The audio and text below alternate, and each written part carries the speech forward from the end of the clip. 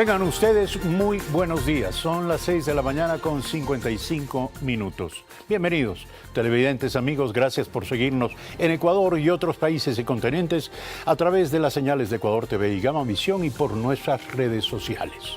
Hoy nuestros invitados son Eliseo Azuero, asambleísta independiente, y Marco González, secretario general del Consorcio de Municipios Amazónicos y de Galápagos. Con ellos abordaremos los aspectos más importantes que surgen en torno a la denominada Ley Amazónica, recientemente aprobada por la Asamblea Nacional. Además nos acompañará Eva García, ministra de Industrias y Productividad, y abordaremos los avances y perspectivas de la reactivación productiva que impulsará esta cartera de Estado como parte del programa económico que próximamente será anunciado. Además, estableceremos contacto con el embajador Diego Aulestia, representante permanente de Ecuador ante la Organización Mundial de Comercio, OMC, en Ginebra, y hablaremos con él acerca de la elección de Ecuador como presidente del Comité de Comercio y Desarrollo de esta organización mundial. Y finalmente, Francisco Abad, director nacional de Holt Price, para dar cuenta de lo que sucede con la semifinal del Mundial de Emprendimiento que se cumplirá en Quito este fin de semana. Estos son los temas e invitados de primera impresión en esta jornada. Tenemos en primer lugar que referirnos a un lamentable hecho ocurrido a las 2:30, aproximadamente 2:30 de la madrugada de este día. Hay un comunicado oficial al respecto. Hoy, viernes 16 de marzo de 2018, aproximadamente a las 2:30 en la parroquia de Borbón, provincia de Esmeraldas, se produjo la detonación de un explosivo de fabricación casera en la cerca perimetral del retén naval de Borbón de la Armada del Ecuador. No se reportaron víctimas mortales ni heridos de gravedad y los daños son menores. El Mando Unificado de Fuerzas Armadas y Policía Nacional, constituido por vía de acuerdo ministerial el pasado 1 de marzo, mantiene el control de los cantones en estado de excepción y producto de los operativos realizados en la madrugada de hoy, hasta el momento se informa de la detención de 3 ciudadanos. Los ministerios del Interior y de Defensa Nacional reiteran a los medios de comunicación y a los usuarios de redes sociales que deben referirse a las fuentes oficiales para evitar la difusión de información no verificada que pueda generar alarma innecesaria en la población. El Ministerio del Interior y el Ministerio de Defensa Nacional han comunicado esto a la opinión pública a través de los medios de comunicación. En los próximos minutos esperamos dialogar, nos informa nuestro coordinador, dialogar con Felipe Vega de la Cuadra, viceministro de Defensa, acerca del hecho sobre el cual hemos informado al inicio de esta entrega informativa. Vamos a iniciar pues con lo previsto y con lo anunciado. Con un gran respaldo de asambleístas, 123 votos, se aprobó hace pocos días la llamada Ley Amazónica. Retomamos este tema en primera impresión para informar a nuestros televidentes acerca de un nuevo conjunto de normas que pueden cambiar positivamente la realidad de las provincias de la Amazonía, pero que todavía son materia de debate y de observación. Primero, con recursos que provendrían de la venta de petróleo y que a partir del 2019 se comenzarían a fluir hacia los actores institucionales de la región y que no será inferior a $2 por cada barril de crudo. Al nivel actual de la producción se trataría de más de 180 millones de dólares anuales. Y la pregunta es en qué se invertirán estos recursos y cómo la ley promete impulsar y garantizar el desarrollo humano y comunitario de la Amazonía sin afectar al frágil ecosistema selvático. Lo plantearemos a nuestros invitados, Eliseo Azuero, asambleísta por Sucumbíos, y a Marco González, secretario general del COMAGA, del Consorcio de Consejos de Municipios, de la Amazonía y Galápagos. Comencemos por el hecho de que la ley aún podría ser total o parcialmente vetada por el presidente de la República. ¿Qué esperan nuestros invitados de la posición del primer mandatario? Buenos días, comenzamos con Eliseo Azuero. Buenos días, muchas gracias.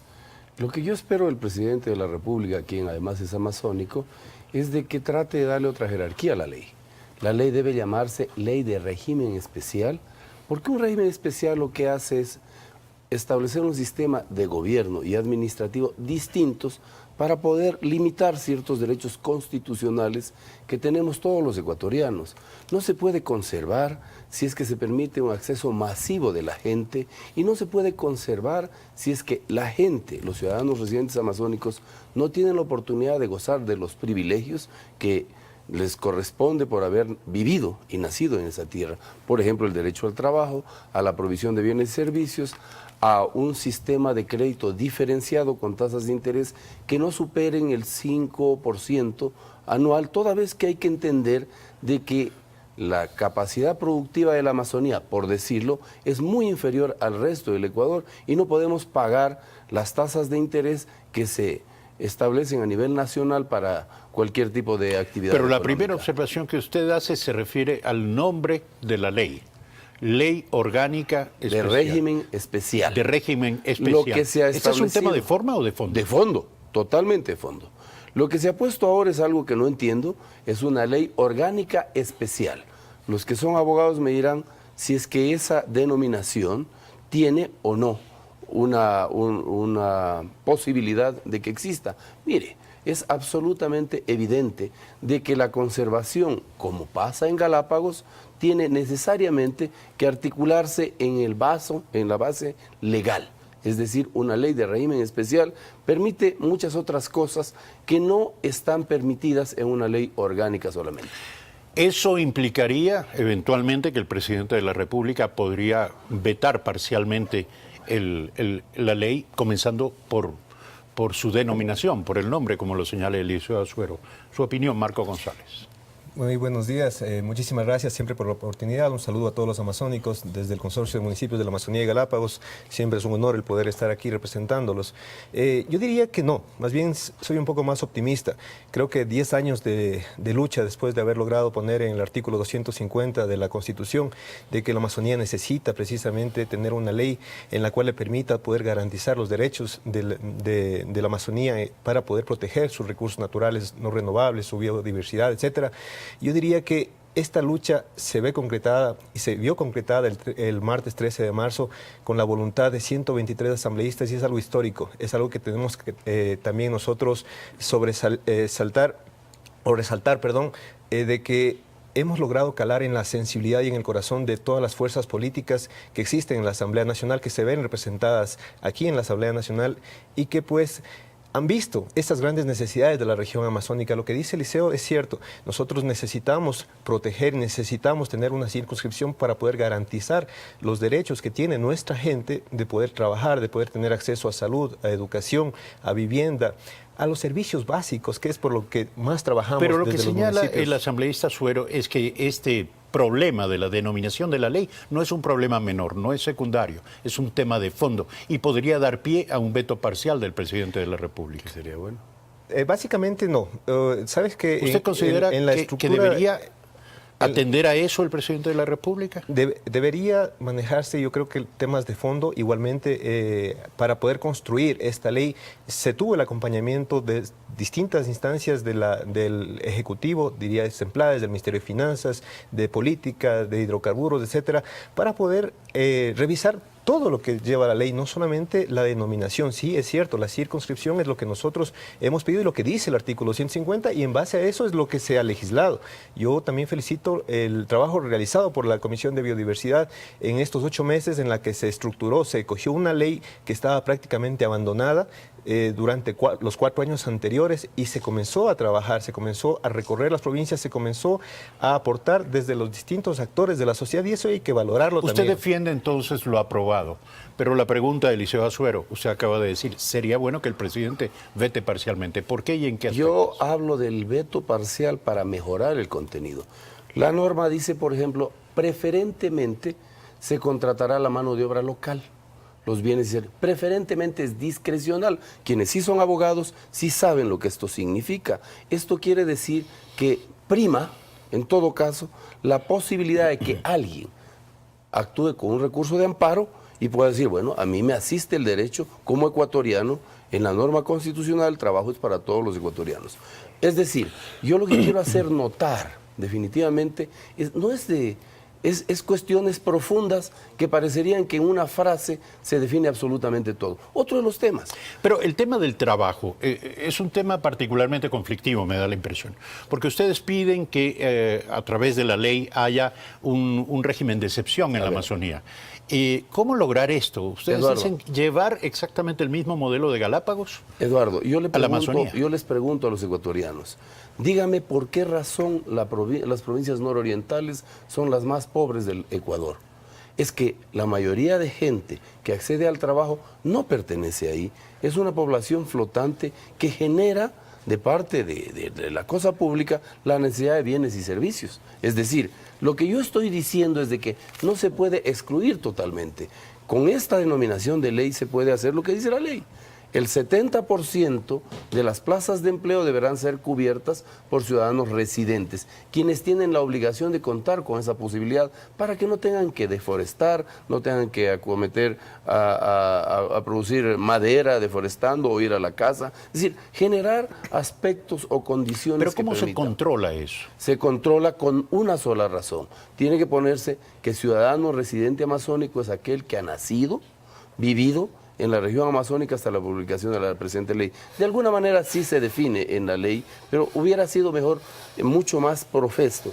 Yo hice un sinnúmero de aportes, por decir el 80%, estuve permanentemente insistiendo, sin ser parte de la comisión, porque sí conozco a profundidad. Yo, por ejemplo, he puesto un tema muy importante. Nosotros, en el año 99, logramos el 35% del excedente del precio del barril de crudo, con el que se financia el presupuesto general del Estado para la construcción de la troncal amazónica. Con eso se construyó. Más sin embargo, ese derecho adquirido, que está consagrado en la Constitución, en el artículo 11, fue eliminado.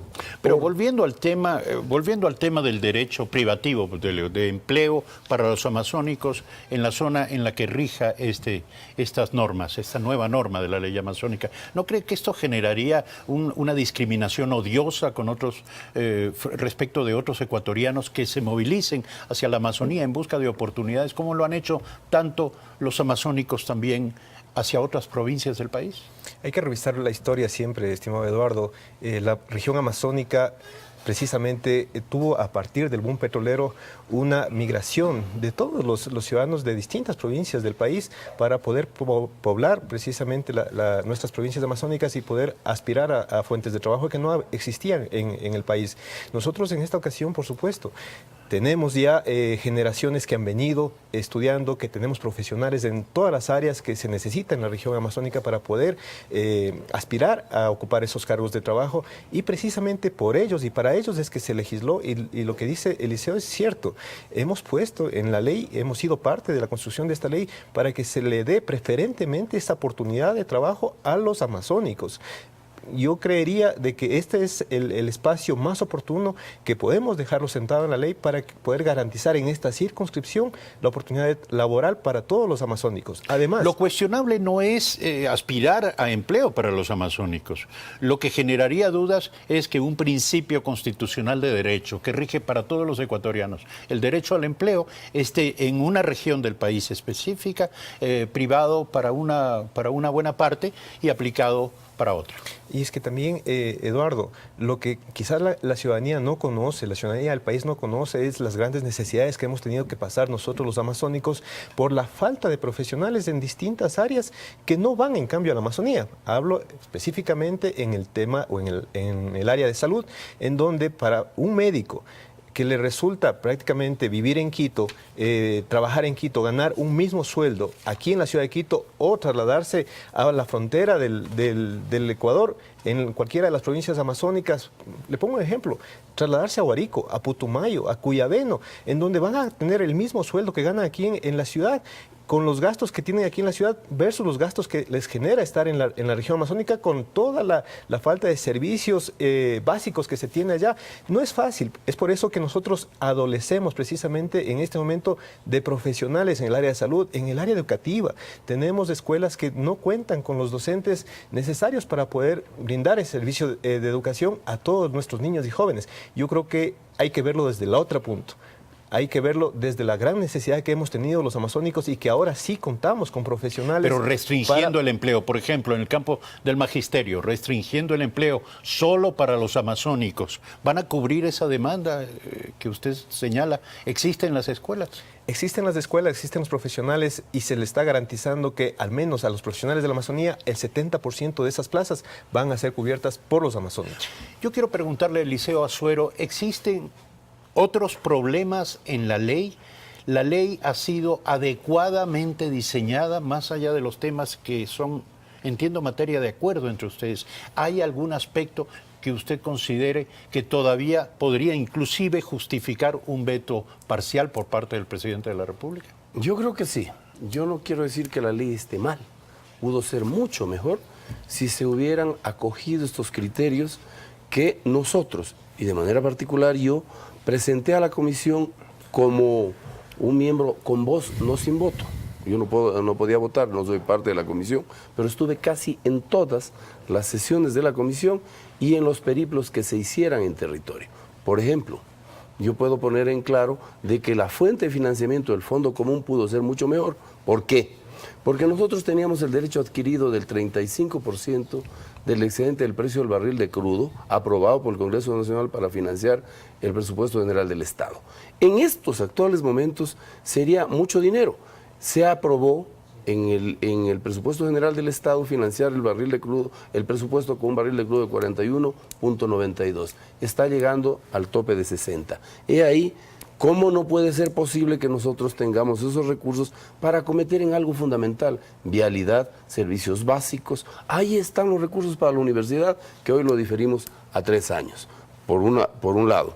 Por otro lado, es decir, ¿usted piensa que la ley debió haber asegurado mayor cantidad de recursos para la Amazonía? No solo para los alcaldes y prefectos, pudo ser directamente desde el gobierno central para poder servir en este tipo de elementos que son necesarios para un desarrollo armónico. Respecto de las alcaldías y prefecturas, ¿están en capacidad estas estructuras de llevar a cabo un gasto, orientar estos recursos de manera adecuada, planificada, bien sustentada en las condiciones actuales? Yo diría que sí y que no. Hay muchas alcaldías eficientes, hay otras que han propuesto su gestión para obras de relumbrón. No tenemos agua segura en la mayoría de lugares, no existe tratamiento de desechos sólidos. En la ley se está poniendo que los recursos con los que cuenten, producto de esta ley, tienen que ser utilizados única y exclusivamente para inversión, no para gasto corriente. Más sin embargo, por ejemplo, yo le pongo a usted el rol de que debieron pasar los municipios y gobiernos provinciales y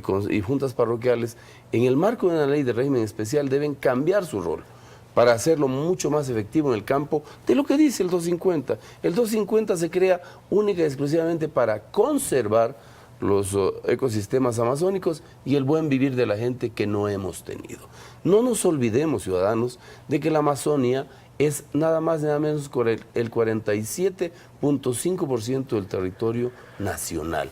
Esas cosas, esas distorsiones, hacen que posiblemente a futuro tengamos, por decir, la necesidad de una reformas sucesivas. Por ejemplo, yo había planteado que los gobiernos provinciales, para procurar que haya eficiencia en la producción cárnica, por ejemplo, establezca ciertos mecanismos para dotar ganadería de estabulación, zoocriaderos, especies endémicas amazónicas de acuacultura. Pero esto significa definir o redefinir el rol, las facultades y las competencias de los gobiernos autónomos descentralizados. ¿Está de acuerdo con eso, Marco González? Primero que nada, toda ley es perfectible. Yo creo que estamos precisamente para aportar, y así lo hemos hecho en la construcción de la ley de circunscripción territorial especial amazónica. Y también hay que aclarar, la estructura política del Estado está conformada y tiene sus competencias. Está el Estado central y, por supuesto, los gobiernos seccionales. Están cada uno definidas sus competencias. En base a eso, lo que le corresponde, en este caso, a las instituciones de control, es precisamente de observar de que los recursos que son entregados a los gobiernos provinciales, a los gobiernos municipales, a las juntas parroquiales, sean invertidos de la manera como tienen que ser invertidos en base a sus competencias y al buen uso de esos recursos. La ley como tal, hoy, ¿qué es lo que está haciendo? Está distribuyendo o está entregando recursos precisamente para poder dotar de todo lo que adolecemos en la región amazónica. Bien lo ha mencionado Eliseo. La falta de servicios básicos es terrible en la región amazónica, pero también hay que considerar de que poder dotar de alcantarillado y agua potable a cada uno de nuestros cantones demanda de ingentes cantidades de recursos. Hablamos de millones de dólares que no lo tienen los municipios, que en este caso son los responsables de esta competencia.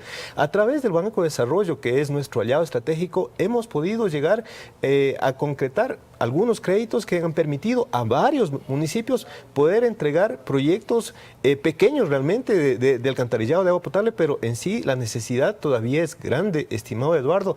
En cuanto a lo que son tratamiento de desechos sólidos, en cuanto a lo que es aguas residuales, yo hago una reflexión a la ciudadanía del país.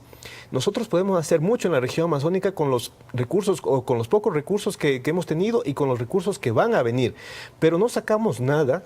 Créame, no sacamos nada si no nos concienciamos de todo lo que se está contaminando desde los ríos de la sierra hacia la región amazónica. Tenemos nosotros que observar, y ese va a ser un rol fundamental de la Secretaría Técnica de la Circunscripción Especial Amazónica, tenemos que observar de que en los cantones de la sierra se implementen las plantas de tratamiento de aguas residuales y que esa agua que es utilizada en sus cantones vuelvan a los ríos, pero ya tratadas, y que no sean un contaminante a nuestros ríos. Pero según esa lógica también se podrían utilizar recursos de este fondo amazónico para que los municipios de la sierra limpien las aguas y no tributen aguas contaminadas. En lo absoluto, estimado Eduardo, esos recursos van precisamente para poder desarrollar a nuestros pueblos, para poder dotar de rellenos sanitarios. Respecto del ejemplo que acaba de poner. Precisamente, o sea, lo que nosotros no tenemos, que sí lo tienen los municipios de la sierra, hablamos de rellenos sanitarios. Aquí existe y tienen alcantarillado y agua potable. Permite, Marco González, está generalizando. Hay municipios que lo tienen, pero hay muchos municipios que no lo tienen. Pero por supuesto, y es para eso el que tiene que haber el acompañamiento del gobierno nacional. Hoy, por ejemplo, hemos sido testigos hace un poco más de un mes de un proyecto emblemático del gobierno nacional en el que busca proveer de agua para todos. Y es ahí donde hemos sido también testigos como algunos municipios de la sierra y algunos de la Amazonía han sido beneficiarios de estos proyectos en donde se les está entregando recursos prácticamente, en algunos casos, hasta con el 100% de subsidio, para dotar precisamente lo que tú dices, Eduardo, a esos municipios de la sierra que todavía no tienen la posibilidad de contar con alcantarillado o agua potable para que lo puedan acceder a través de este proyecto. Pero en lo que corresponde a la circunscripción especial amazónica, nosotros defendemos y defenderemos que esos recursos que se han logrado de la extracción por cada barril de petróleo que sale de la región amazónica, que genera la riqueza de la región amazónica hacia el país, que hoy por hoy se revierta en beneficio y desarrollo para nuestra región también. Ese principio parece no tener discusión y de allí la unanimidad de la votación también en la Asamblea Nacional. Pero hay otros temas que sí van generando polémica. Sabemos que los gobiernos autónomos descentralizados y algunos asambleístas aspiraban a que el financiamiento de la ley salido de la producción de petróleo comience a fluir desde ya, no esperar al 2019 como estaba previsto. ¿Ustedes apoyan esta pretensión, Eliseo Azuero? Yo creo que ahí hay lamentablemente una vez más una postergación a la región. He indicado de que nosotros para financiar el presupuesto general del Estado aprobamos un valor de 41.92. Se vende a 60, hay excedente. No nos pueden decir ahora de que como la situación del país es calamitosa en materia económica, nosotros una vez más tengamos que cargar con esa responsabilidad, que no la hicimos los amazónicos. Es decir, ahí hay falta de condescendencia para con nosotros. Mire usted, yo creo que definitivamente. Pero la mala situación económica rige para el país entero. Sí, pero ¿qué tiene que ver la Amazonía? La Amazonía ha sido más bien afectada. Nosotros tenemos pasivos ambientales que de manera clara nos establece la forma y el financiamiento para poder resolver, más aún el nororiente ecuatoriano. Hablando de pasivos ambientales, la ley establece con claridad la corresponsabilidad en términos de la afectación al medio ambiente como se aspiraría. Y me refiero a las actividades extractivas que han sido durante años causantes de buena parte de... Ahí había un planteamiento que lo hiciera yo. Sin la banca privada, se obliga a que los banqueros tengan depósitos para garantizar los depósitos de los cuentacorrientes. El encaje. El encaje bancario. ¿Cómo puede ser posible que vayan las empresas de papel a explotar nuestros recursos, a generarnos pasivos ambientales, a afectar el entorno ecosistemático y no tengan la obligación de dejar un encaje para desde esos fondos poder resolver con la participación de municipios y gobiernos provinciales esos daños que son irreparables y que están decenas de años. He ahí la falta de diligencia de parte de miembros de la comisión que con un sesgo político para congraciarse con el gobierno no pusieron cosas como aquellas que les estoy poniendo. Señor, no puede ser posible que no haya corresponsabilidad de las empresas que explotan los recursos naturales, que contaminan con el gas, que queman... Ahora, ese no puede ser, ¿está respondido en la ley, Marco González? No existe ahorita en la ley. Precisamente en eso concuerdo con Eliseo, y si es que va a haber un veto del Ejecutivo, creería yo de que debe ser por ese lado, de garantizar precisamente a todas las empresas que van a ir a explotar nuestros recursos naturales no renovables, háblese de petróleo, minas, generación hidroeléctrica, que tengan ese encaje, que tengan esa corresponsabilidad con la región amazónica. Concuerdo precisamente que si va a haber un veto, que sea por ese lado, para que no pase lo que está pasando ahora. Empresas quizás de papel hoy van, explotan los recursos y a la hora de pagar esos pasivos ambientales o de recuperar esos pasivos ambientales, ahí sí dice Gobierno Nacional, usted encárguese. O peor aún, en algún momento alguien puso en la ley de que esos pasivos tienen que estar a cargo de los gobiernos municipales o los gobiernos amazónicos. Y nosotros hemos sido muy enfáticos. Aquí tiene que prevalecer el principio del que contamina, paga. Y es así como queda en la ley.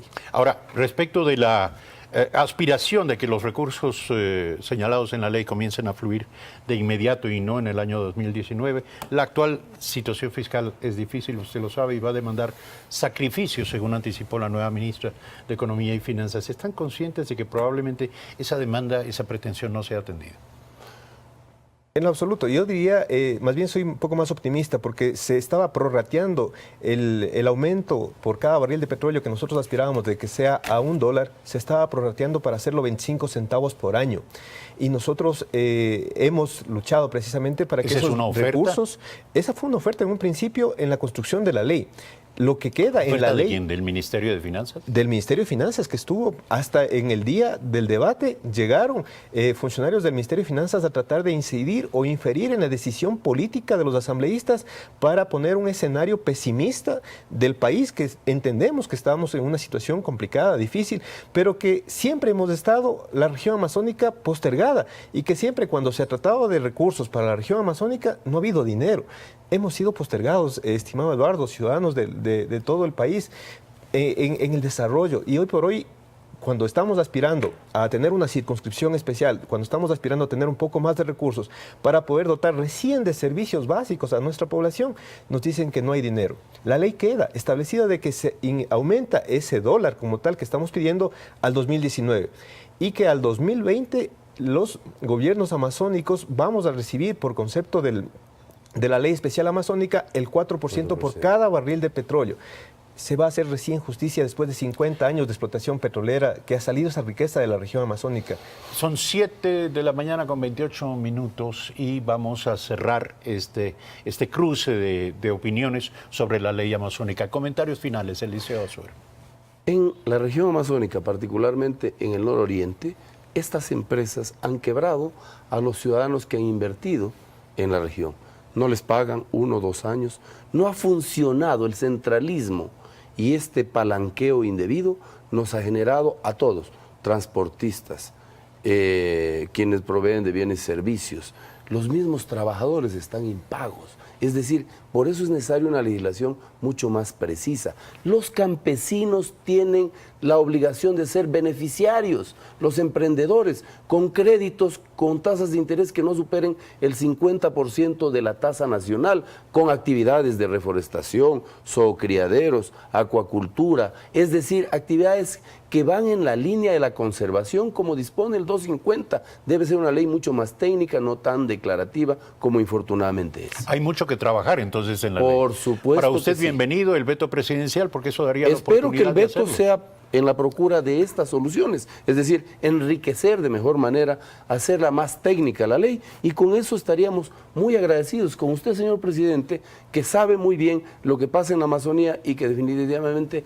está en sus manos el poder mejorar esta ley. Marco González, comentarios finales. Precisamente comparto de que si hay un veto que sea en procura de mejorar las condiciones de la ley y las condiciones de vida de los ciudadanos de la región amazónica, y para eso es precisamente la construcción de un plan integral, porque el petróleo, la minería se va a terminar en algún momento y los amazónicos tenemos que tener siempre una fuente alternativa de desarrollo. Le estamos apuntando al turismo, tenemos que apuntarle a la producción, y definitivamente yo creo que esta es una gran oportunidad que tenemos los amazónicos para poder redireccionar el futuro y el norte que necesita la región amazónica para poder salir adelante. Esperamos tener el veto positivo del señor presidente para la aprobación inmediata de esta ley, y estamos convocando inclusive a todos los amazónicos para este día lunes 19 de marzo estar a las 7 de la mañana en la Plaza Grande, saludar al señor presidente y también decirle: aquí está la Amazonía Unida, que espera un veto positivo para esta ley y su aprobación inmediata. 7 de la mañana, 30 minutos. Gracias a nuestros invitados. Vamos a continuar después de un corte con lo anunciado. Estar aquí la ministra Eva García, ministra de Industrias y Productividad. Estableceremos también un contacto con Ginebra, con el embajador Diego Aulestia, representante ecuatoriano en la Organización Mundial de Comercio. Brevísima pausa.